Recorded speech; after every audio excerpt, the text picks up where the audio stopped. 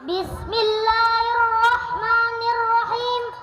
Assalamualaikum warahmatullahi wabarakatuh. Salat berjamaah itu sepanjang Anda masuk ke dalam barisan imam, sebelum imam salam maka dihitung berjamaah. Jangan bikin jamaah baru. Jangan bikin jamaah baru. Awas. Jadi sebelum imam salam, sekalipun sedang tahiyat akhir, Anda langsung takbir Allahu Akbar, kemudian Anda tahiyat. Hadisnya, innama ju'ilal imamu liyutamma bihi faqira'atul imam qira'atul ma'mum. Adapun dijadikan imam untuk diikuti. Jadi kalau imam ruku, Anda ruku. Anda tidak kebagian Al-Fatihah, ikutkan ruku langsung. Bacaan Al-Fatihah imam sudah mewakili bacaan Al-Fatihahnya makmum. Imam tahiyat, Anda tahiyat.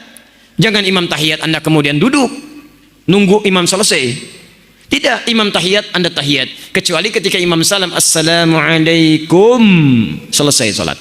Karena salat dibuka dengan takbir, diakhiri dengan salam. Jadi Anda masih mendapatkan berjamaah. Tapi besok-besok jangan masbuk lagi. Dalam salat berjamaah, apakah kita sebagai makmum tetap membaca Al-Fatihah dan surat pendek atau menyimak imam saja? Untuk Al-Fatihah itu disarankan untuk dibaca sepanjang Anda bisa mengikutinya, karena bagian dari rukun salat. Rukun ini menjadi rukhsah bagi makmum. Rukhsahnya apa? Rukhsahnya jika dia mampu, dia bisa mengucapkannya atau mengikutinya. Tapi kalau salat sendirian wajib untuk dibacakan. La salata liman lam yaqra bi Fatihatil kitab. Tidak ada salat bagi orang yang tidak membaca Al-Fatihah. La di sini la-nya dua, la nafi wala naqsi. La yang ujungnya harakatnya fathah maknanya dua, la nafi wala naqsi. Naqsi, nafi artinya menafikan. Bagi salat yang sendirian, maaf, salat sendirian dia tidak membaca Al-Fatihah maka nafi, salat dinafikan oleh Allah, tidak diterima. Diulang. Tapi kalau salat berjamaah, dia bisa baca Al-Fatihah tapi dia memilih mengikuti imam saja, menyimak saja, maka naqsi, salatnya kurang sempurna. Maksudnya pahalanya tidak sempurna. Salatnya sah tapi pahalanya tidak sempurna. Paham? Tapi kalau ada misalnya orang salat, imam tidak sanggup diikuti bacaan Al-Fatihahnya. Kenapa? Karena imam sudah ruku. Allahu Akbar, imam ruku. Anda baru takbir. Kalau Anda mendapati imam sudah ruku, maka Anda langsung takbir, langsung ruku. Langsung ruku seketika. Nah, ruku ini seakar dengan kata rakaat, seakar dengan kata rak'ah. Jadi kalau Anda sudah ikut ruku, Anda sudah dapat satu rakaat subuh. Begitu ke masjid, imam ruku rakaat pertama. Anda takbir langsung ruku, Allahu Akbar, nggak usah baca Al-Fatihah lagi, karena bacaan Al-Fatihah Anda sudah diwakili oleh imam. Qiraatul imam qiraatul makmum, bacaannya imam dalam keadaan imamnya sudah ruku, Al-Fatihahnya imam mewakili Al-Fatihahnya makmum. Makmum langsung ruku, tidak perlu baca Al-Fatihah lagi. Maka setelah itu kemudian sah dia salatnya, sudah satu rakaat. Begitu imam salam, dia sudah dapat dua rakaat. Antum nggak usah naik lagi, jangan terlampau soleh. Oh, antum naik lagi misalnya, nggak usah. Itu sudah dinilai sebagai dua rakaat. Jelas? Maka tolong bagi imam, mohon izin ya, bagi imam berikan kesempatan makmum baca Al-Fatihah. Anda bisa berikan jeda. Alhamdulillahi rabbil alamin. Jeda. Alhamdulillah rabbil alamin. Ar-Rahmanir Rahim. Jeda. Atau jedanya di akhir. Ghairil maghdubi alaihim waladdallin.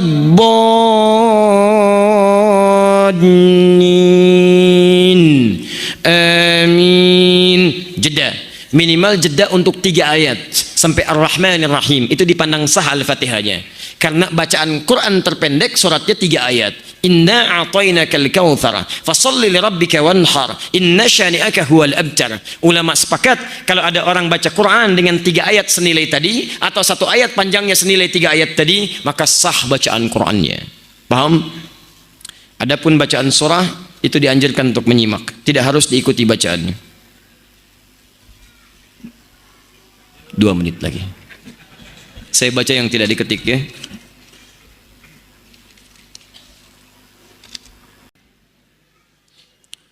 Waalaikumsalam warahmatullahi wabarakatuh. Saya Gani, kelas 3 SD. Masya Allah, luar biasa. Kelas 3 SD mau bertanya sampai diketik lagi, luar biasa. Ini serius ya. Semoga Adinda diberikan kebaikan oleh Allah Subhanahu wa Ta'ala. Di sekolah dalam salat saya diajari salawatnya tidak pakai Sayyidina. Di tempat ngaji saya diajari pakai Sayyidina. Manakah yang betul Ustaz? Dalam sholat iftitahnya ada yang pakai inni wajjahtu, ada yang langsung wajjahtu. Mana yang betul Ustaz? Baik, apakah inni wajjahtu ataukah wajjahtu atau yang tidak pakai wajah? Baik, mana di antaranya? Ini sebetulnya sudah pernah saya sampaikan di YouTube, bisa dilihat. Tentang masalah Sayyidina itu dibagi pada dua bagian. Dua bagian di luar sholat. Yang pertama, ada hadis-hadis Nabi yang menyeru para sahabat dengan kalimat Sayyidina. Abu Bakar dipakai Sayyid, Umar disebut Sayyidul Qaum, dihormati. Tapi ada juga hadis-hadis yang Nabi menolak dipanggil Sayyid. Ketika datang seseorang menyebut Sayyid, Sayyid, kata Nabi, jangan panggil saya itu. Saya tidak ingin diangkat seperti Isa. Tapi Anda harus baca hadis dengan ilmu hadis. Teman-teman sekalian, ketika kita baca dengan ilmu hadis, kalimat Sayyid itu asalnya netral. Panggilan kehormatan Bapak. Diterjemahkan ke dalam bahasa Inggris Mister. Dalam bahasa Indonesia Bapak. Ya. Anda misalnya lewat Pak Camat. Begitu lewat Anda panggil Camat, Camat sini gitu kan. Bagaimana perasaan Pak Camat? Baik, Bupati lewat. Begitu lewat, Bupati, Bupati sini. Masya Allah. Saya bukan Bupati, saya Papati. Masya Allah kan. Baik. Ada kalimat-kalimat di situ. Kiai lewat, Ketua MUI lewat, Anda panggil misalnya dengan nama orangnya langsung. Maka di Arab itu ada ungkapan kehormatan namanya Sayyid. Perempuannya Sayyidah, Sayyidah Khadijah, Sayyidah Aisyah, itu normal biasa. Sama dengan saya panggil Anda Bapak, Tuan, Nyonya, dan sebagainya. Maka Umar dipanggil oleh Nabi Sayyidu Qaumi, pemimpin kaumnya, yang dihormati di kaumnya. Abu Bakar disebut Sayyidu Qaumi, yang dihormati dalam kaumnya. Baik, Nabi disebut Sayyidul Anbiya, Jumat disebut Sayyidul Ayyam, Sayyid. Nah, orang tadi, kenapa Nabi tidak berkenan dipanggil dengan Sayyid oleh orang tadi? Karena orang tadi berniat mengkultuskan Nabi. Ingin cari muka di hadapan Nabi. Seakan-akan ingin diperhatikan oleh Nabi lebih daripada orang lainnya. Maka dia panggil Sayyid, Sayyid, Sayyid, tapi ingin mengkultuskan Nabi. Nah, Nabi menolak, bukan menolak dipanggil Sayyidnya, tapi menolak dikultuskan. Sehingga seperti Nabi Isa nanti nasibnya bagaimana dikultuskan oleh umatnya. Jadi kalau Anda ingin memanggil kalimat Sayyid dalam konteks untuk kehormatan, itu nggak ada masalah. Saya tinggal di Mekah, bolak-balik juga ke Madinah, beberapa tempat yang lain. Orang Madinah, orang Mekah biasa, Allahumma sholli ala Sayyidina Muhammad. Itu biasa saja. Anda coba lihat di tulisan-tulisan di jalan, Allahumma sholli ala Sayyidina Muhammad, biasa saja.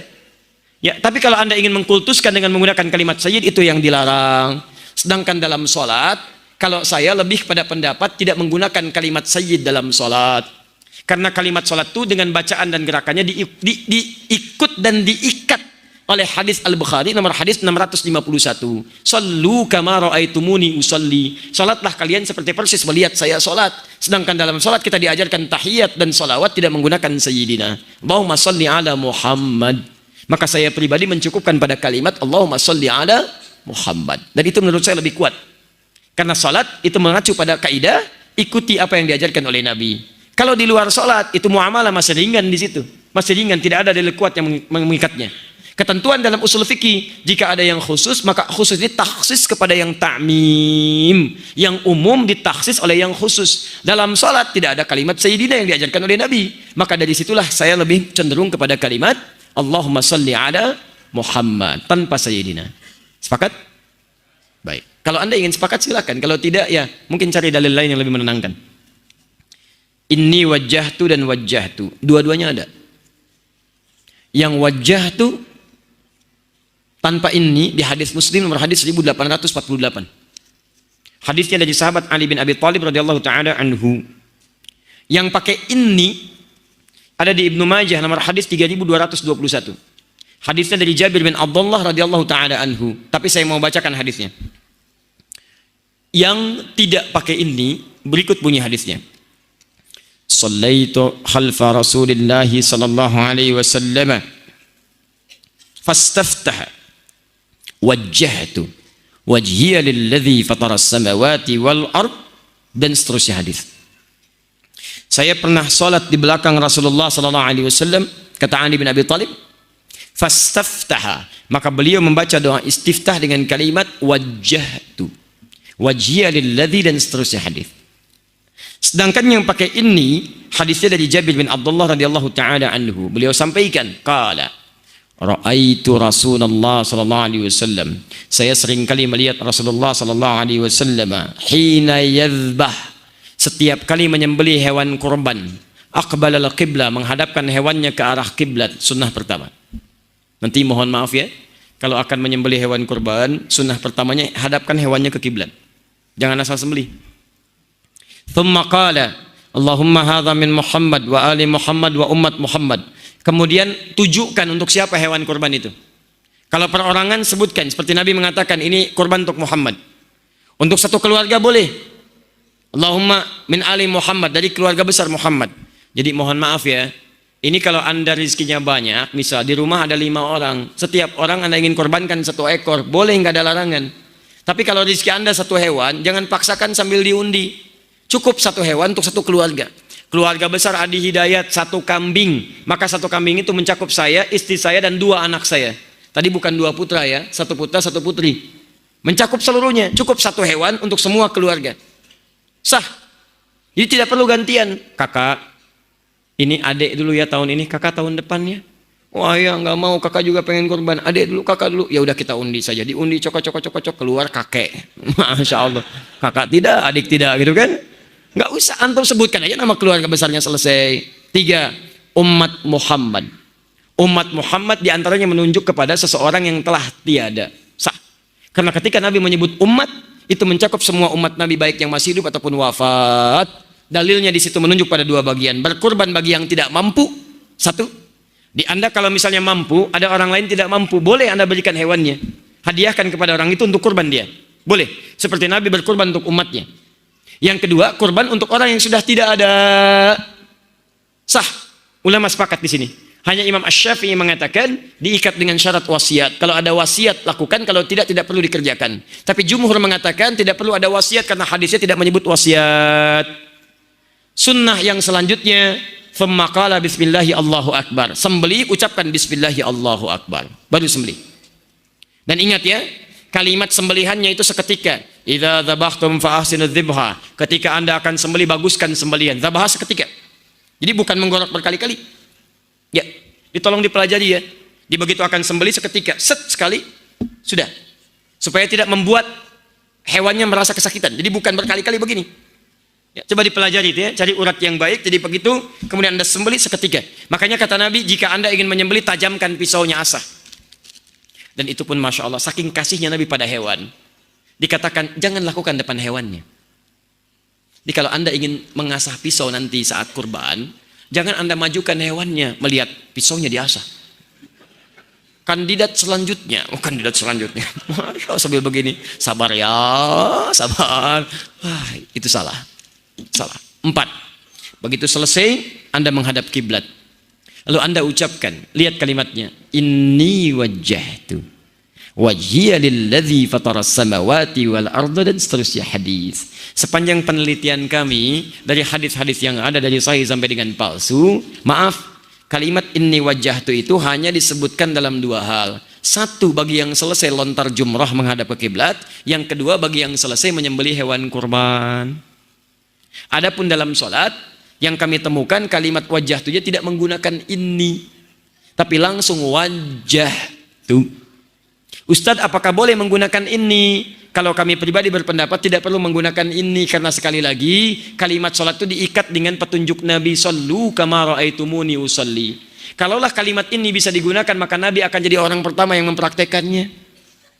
Kalimat ini dihadirkan karena kalimat Nabi Ibrahim pernah mengucapkan itu di Quran surah ke-6 ayat 76 sampai 80. Ketika beliau melihat matahari, melihat bulan, melihat bintang tidak menemukan Allah, maka beliau katakan inni wajjahtu. Tapi itu bukan dalam konteks sholat, dalam pencarian kepada Allah. Jelas ya? Maka kalau Anda tanya mana yang paling kuat, saya pribadi berpendapat yang paling kuat yang tidak menggunakan ini. Saya pernah survei mencari kenapa ini pakai ini. Saya cari sampai saya mencari ke kitab-kitabnya teman-teman yang di NU. Saya sampai ke Jawa, Pak. Ya, saya senang menelusuri sesuatu. Jadi kalau ada sesuatu tertulis, saya cari kalau masih bisa ditemukan. Saya lihat ada nasab, saya sampai pergi ke Aceh, ketemu ahli nasab. Saya cross check yang saya hafal ini, apakah ini benar? Beliau katakan, oh ini tidak tepat, yang benar yang ini, yang ini, yang ini. Sampai kita cross check lagi. Dikatakan ada bekas misalnya Wali Songo, saya cari. Oh di bukunya ada begini, kita temukan. Sampai jalan saya, Pak. Sampai ke Tuban, sampai ke Lasem, naik ke Pasujudan Sunan Bonang, sampai kita hitung berapa anak tangganya. Kuncinya namanya Pak Abdul Wahid, kuburannya ada di sini, kita temukan itu. Yang pertama kali menyebarkan Islam, ya, sampai ke daerah Sumatera, sampai kemudian datang ke Jawa. Ada yang dari Mesir namanya Syekh Ahmad Jumadil Kubra. Punya 2 anak, ya, anak pertamanya namanya Maulana Ishaq. Dari Maulana Ishaq turun kemudian ada Kiai Ahmad Dahlan, ada Kiai Hasimin Asy'ari. Itu nyambung ke Maulana Ishaq dua-duanya. Ya, yang satu lagi Syarif Abdullah. Syarif Abdullah menikah dengan Syarifah Mudaim, melahirkan Syarif Hidayatullah. Jadi Sunan Gunung Jati. Di mana Ahmad Jumadil Kubra sekarang meninggal dunia? Makamnya di mana? Daerah Semarang ke arah Demak. Sampai masjidnya saya ikutin, Pak. Jadi kalau Anda mau ke Demak, ini di Semarang, ini arah Demak, ini ada flyover di sini. Di sini ada masjid warna hijau. Kubahnya warna emas. Di sampingnya ada gerai ATM, ada 3. CMB Niaga, ada Mandiri, ada BNI satu lagi. Di sini Anda lurus, sebelah sini itu makamnya. Ikutin betul. Saya cari kitab sampai ke toko buku di Lasem, saya dapatkan kitab teman-teman tuh yang tradisional. Saya temukan di bukunya tidak disebutkan ini wajah tuh. Di kitab lengkapnya disebutkan wajah tuh. Saya telusuri. Nah, Allahu a'lam, entah kenapa sampai ke daerah-daerah tiba-tiba kemudian menjadi tambahan ini, ya. Jadi itu yang kami temukan. Allah taala a'lam bis-shawab. Apa saran Ustadz atau pendapat Ustadz tentang ada kelompok atau golongan yang terus-menerus menghina agama kita, baik dari non-muslim ataupun muslim sendiri, baik itu dari tokoh yang duduk di pemerintahan ataupun orang biasa? Terima kasih. Kasih diterima. Baik. Kalau ada non-muslim berbuat negatif kepada Islam, mungkin karena belum tahu. Dan yang belum tahu itu diberitahu. Pertanyaan saya, kok bisa ada orang Islam menjelek-jelekan Islam? Sebetulnya dia siapa? Karena orang yang memeluk sesuatu itu tidak akan mungkin melukainya. Anda memeluk anak Anda, apakah mungkin saat memeluk Anda melukainya? Anak Anda dipeluk, sini sayang, tiba-tiba dijitak, plak. Tidak mungkin. Peluk itu tanda sayang. Anda memeluk Islam, masa Anda melukainya? Mustahil. Jadi kalau ada orang kemudian mengatakan muslim, kemudian dia melukai Islamnya, maka ada yang salah dalam keislamannya. Minimal munafik. Minimal itu kata Quran. Hati-hati. Quran surah keempat ayat ke-140. Posisi paling kiri sebelah bawah. Ini sikap bagi orang munafik. Cirinya kadang kalimat-kalimatnya bagus. Cirinya di Quran surah kedua ayat 204 sampai 207. Wa minan nasi may yu'jibuka qawluhu fil hayatid dunya wa yushhidullaha ala ma fi qalbihi wa huwa aladdul khisam. Di antara sementara orang ada yang kalau bicara kata-katanya begitu menarik. Retorikanya cantik. Kalimatnya bagus. Kadang-kadang membawa nama Allah. Ayat Quran dipotong-potong padahal dia musuh yang paling bahaya. Coba Anda lihat. Ada mengaku muslim, tapi bisa mengatakan kalimatnya bagus. Semua agama itu sama. Menuju pada Tuhan yang sama. Cuman caranya beda-beda. Pernah dengar kalimat itu? Siapa yang mengucapkan? Tuh. Kalimatnya bagus, seakan-akan menarik. Kata Quran, padahal dia musuh yang paling nyata. Itu sudah jauh-jauh hari diperingatkan oleh Nabi. Anda buka hadis Muslim, jilid yang pertama, halaman 111. Bab yang keempat, hadis nomor 6. Paling kiri sebelah atas di kitabnya. Rawinya sahabat Abu Hurairah radhiyallahu taala anhu. Kata Nabi, sayakunu fi akhir ummati dajjaluna kadzdzabun. Akan muncul di akhir-akhir umatku nanti para pendusta yang pintar-pintar. Ada dajjal, ada masih ad-dajjal. Kalau dajjal saja bukan makhluknya, tapi mengambil sifatnya. Di antara sifatnya pintar. Dajjal itu dajjal itu pintar atau bodoh? Pernah lihat? Masya Allah. Dari mana tahu pintar? Bisa menipu orang. Kalau tidak pintar bagaimana bisa menipu? Kalau masih ad-dajjal makhluknya, kalau dajjal saja sifatnya, kata Nabi akan banyak orang pintar yang menipu. Dan nipunya bukan nipu biasa, bukan bisnis. Kalau bisnis dari jahiliyah sudah banyak. Yang ngurangin timbangan zaman jahiliyah sudah ada. Wailul lil mutaffifin, celaka orang-orang curang, alladzina idzaktalu hum 'alan nasi yastawfun, yaitu kalau menimbang mereka kurangi. Jadi kalau masalah curang di bisnis zaman jahiliyah sudah ada. Kalau sekarang ada pebisnis curang, dia terlambat. Keduluan oleh orang jahiliyah. Terlambat, telat dia. Sampaikan pada orang curang, antum terlambat, sudah keduluan jahiliyah. Telat lahir dia. Tapi yang ini bukan masalah dunia. Yuhadditsunakum bima lam tasma'uhu wa la yasma'uhu aba'ukum. Dia akan bicara tentang urusan agama Anda yang membuat Anda kaget. Jangankan Anda, orang dulu pun kalau dengar akan ikutan kaget. Saya belum pernah dengar ada orang jahiliyah, sebodoh-bodohnya orang jahiliyah tidak pernah mengatakan kalimat semua agama sama. Coba lihat, saya tanya sekarang. Yang mengatakan semua agama sama, itu orang pintar, orang bodoh? S1, S2, S3, S4, kerupuk 2. Pintar. Kecil. Itu teman-teman sekalian, mohon maaf. Itu kata Quran, orang-orang bermasalah. Nah, menyikapi orang seperti ini, dalilnya Quran surah 4 ayat 140. Wa qad nazzala 'alaikum fil kitab, telah tetap ketentuan dalam Al-Qur'an, an idza sami'tum ayatillahi yukfaru biha. Ini akhir dari jawaban kita. Jika ada seseorang yang memalingkan ayat Al-Qur'an, mengingkari ayat-ayat Allah, wa yustahza'u bihi, atau minimal mengolok-olok Islam, mengolok-olok misalnya jilbab, mengolok-olok syariat Islam, maka bagaimana sikap kita? Fala taqudu ma'ahum. Kata Quran, Anda jangan mencelanya. Tuh, indah. Daripada Anda buang-buang waktu mencela orang lain, lebih baik lisan kita dipakai untuk baca Al-Quran. Terlalu mahal energi kita untuk mencela mereka itu. Cukup kata Quran, tinggalkan mereka. Tinggalkan. Jadi kalau ada majlisnya jangan dihadiri. Kalau ada bukunya jangan dibaca. Kalau ada siarannya jangan didengarkan. Fala taqudu ma'ahum. Itu sebagai sayang Allah kepada dia supaya dia mau berubah. Sebab kalau umat meninggalkannya, mungkin dia mau berpikir. Di Allah itu sayang pada dia supaya dia mau berubah. Hatta yakhudhu fi haditsin ghairi, sampai dia tobat kembali kepada pendapat semula. Maaf, innakum idzam mithluhum. Kalau Anda ikuti lama-lama Anda seperti mereka, ujung-ujungnya nggak sholat juga. Tinggalkan. Tapi kalau yang non muslim, kaidahnya berubah. Quran surah ke-16 ayat 125. Ud'u ila sabili rabbika bil hikmah wal mau'izatil hasanah wajadilhum billati hiya ahsan. Kalau ada non muslim mempersoalkan Islam karena mereka belum tahu tentang Islam, maka sampaikan dengan cara yang bijak. Ya, maaf jangan dicela karena dia belum tahu. Yang belum tahu itu diberitahu, bukan dicela. Tunjukkan kebaikan. Pertama tunjukkan dengan akhlak dulu. Begitu dicela misalnya, waduh lewat teroris nih, lewat teroris, Masya Allah, besok kirim makanan. Assalamualaikum, wah awas ada teroris. Begitu datang, ada apa kemari? Kami mau kirim makanan. Kok kirim makanan? Kenapa? Bukan karena saya harus mengirim, tapi Allah perintahkan untuk berbagi. Masya Allah. Besoknya dia lewat, dia mencela, Anda senyum. Sampai hadir dalam benaknya, kok bisa ya? Ada orang yang katanya buruk tapi bersikap baik. Tiba-tiba dia ngajak diskusi Anda. Kenapa orang ini tidak baik? Pak, yang salah bukan Islamnya, yang salah orangnya. Kalau ada ajaran setiap tempat, sini jelek, sini jelek, sini jelek, yang salah ajarannya. Tapi kalau ada orang misalnya belajar, yang ini jadi baik, yang ini jadi salah. Yang salah bukan ajarannya, yang salah orang yang belajarnya. Saya waktu ada bom di Jalan Tamrin itu, bom Jalan Tamrin, saya datang ke Lampung. Langsung ada yang tanya, Ustaz, apakah bom di Jalan Tamrin termasuk jihad fisabilillah?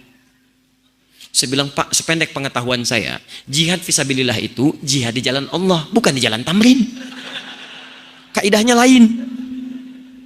Beda. Lain kaidahnya. Itu teman-teman tunjukkan yang baik pada yang demikian itu, tunjukkan akhlak yang mulia. Dengan akhlak itu insya Allah tiba-tiba tampil dalam kalimatnya asyhadu an la ilaha illallah. Dan banyak ajaran Nabi yang menampilkan akhlak. Coba lihat, berbagi makanan kan ada di hadis Nabi. Ayo antum, ayo, terutama orang Padang yang punya banyak masakan itu. Payakumbuh, rendang payakumbuh. Masya Allah. Siapa yang masak makan, baunya tercium ke tetangganya, maka bagi tetangganya walaupun cuma kuahnya. Baca hadisnya dengan lengkap. Maksud kuahnya itu kalau antum masak kuahnya saja. Tapi kalau dengan rendangnya, bagi dengan rendangnya.